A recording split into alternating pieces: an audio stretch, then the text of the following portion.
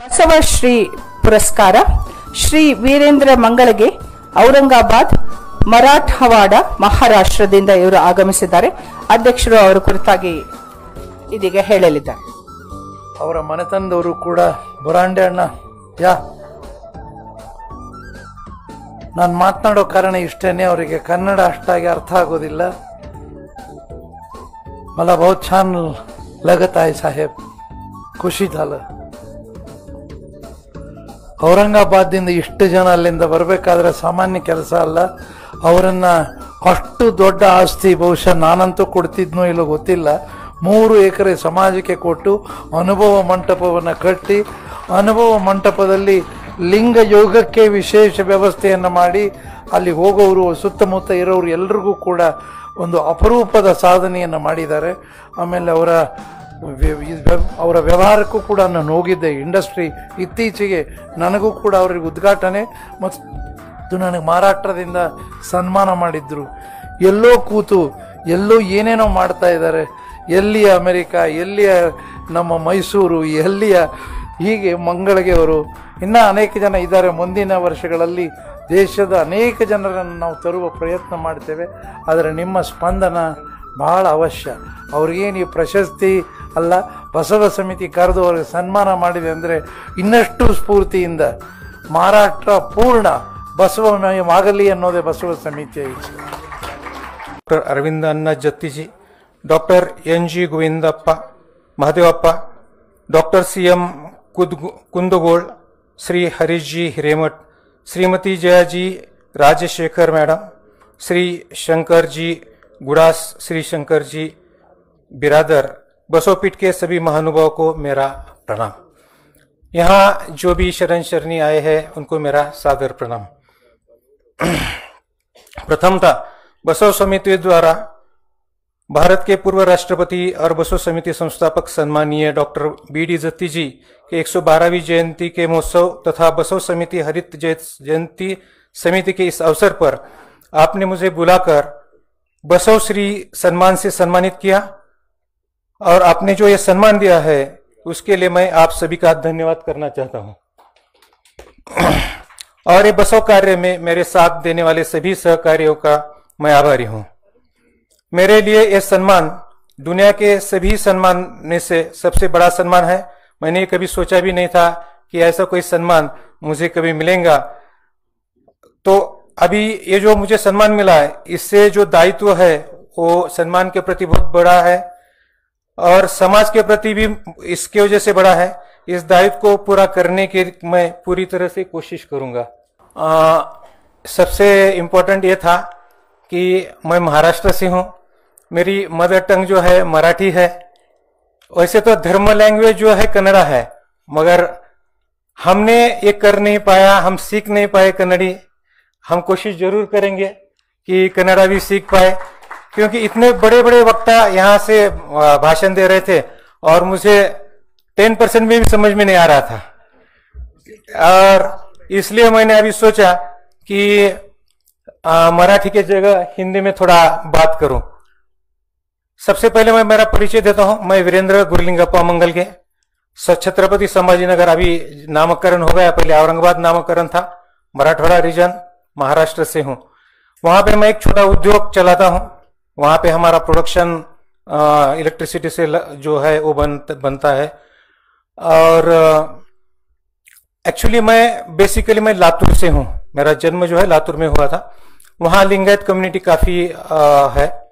और मेरे जो पिताजी है वो शिक्षक थे और वो एक्चुअली कम्युनिस्ट विचारसरणी के थे. और जो बचपन गया, जो अड़ोस पड़ोसी थे उनके साथ में मैं कुछ दिन RSS में भी गया. मेरे सिस्टर का शादी होने के बाद में मैं जीजा जी के साथ में आर्य समाज में गया. फिर उसके बाद में एजुकेशन और जॉब और जो कि अभी जो कार्य चल रहा है कर्म, उसके लिए संभाजीनगर में आ गया. जब मैं संभाजीनगर में आया तो उस समय में जो मुझे बहुत सारे दोस्त वगैरह मिले थे, उसके साथ में कुछ संस्थाओं के साथ में भी मुझे काम करने का अवसर प्राप्त हुआ. उस समय कुछ किताब पढ़ने की भी मैंने चेष्टा की, जैसे कि बौद्धनिज्म है, हिंदुनिज्म है, जैनिज्म है, जू है, यहूदी है. मगर मुझे बसवना के बारे में ज्यादा कुछ मालूम नहीं था, जबकि मेरा समाज बसवन्ना से बिलोंग करता है, लिंगायत है, फिर भी बसवन्ना के बारे में इतना कुछ पता नहीं था।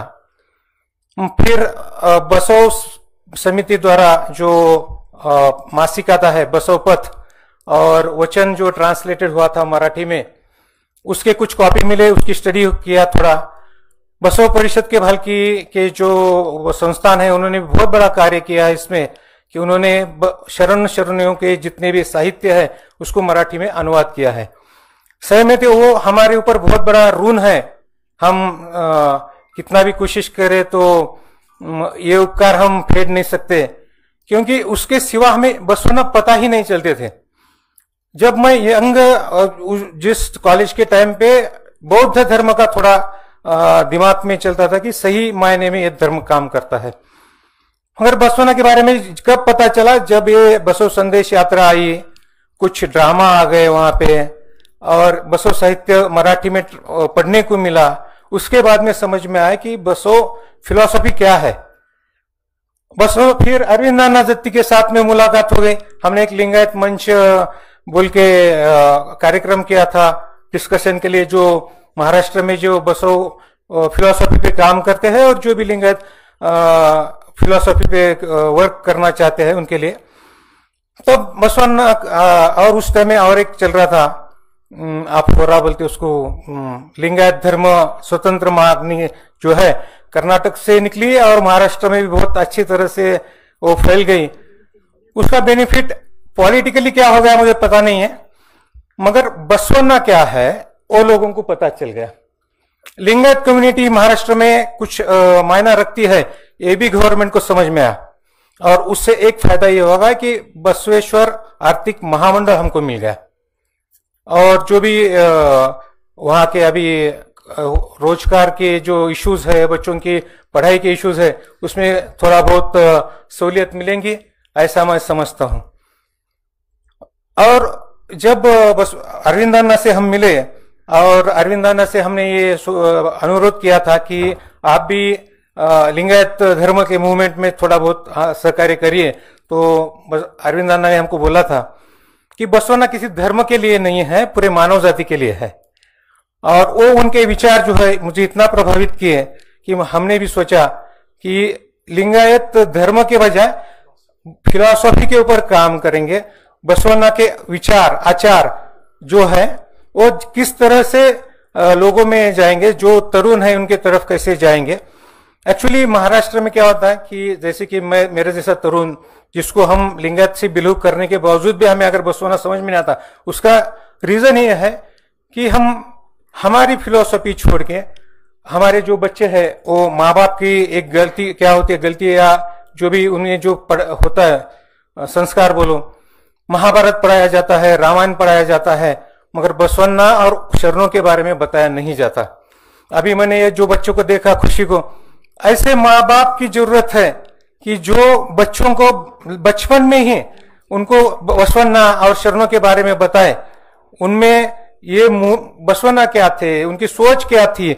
अभी हम सोचते हैं कि इंडिया को विश्व गुरु बनाएंगे, पॉसिबल है क्या? अगर जिस देश में जाति पाति का राजकारण चलता हो, तो हमने उसी के ऊपर फोकस करके कुछ काम करने के लिए सोचा है, और उसी के प्रेरणा से एक अनुभव मंडप छोटा सा बनाया है, और उसमें जो है बसवन्ना की एक स्टेचू, जो ये स्टेचू है वो स्टेचू है वहां पे, वो भी ब्रांच का किया है। उसके पीछे भी एक संकल्पना थी कि पहले वो बहुत सारे तरह के स्टेचू बनते, तो हमने सोचा कि ब्रांच का स्टेचू बनाएंगे, क्योंकि ये स्टेचू बनाने के पीछे ये राज था कि आज से 5,000 साल 10,000 साल हम रहे ना रहे तो भी बसवन्ना का स्टेचू करके कोई तो डिसाइड करेगा कि नहीं यार ये कोई तो महान आदमी होगा।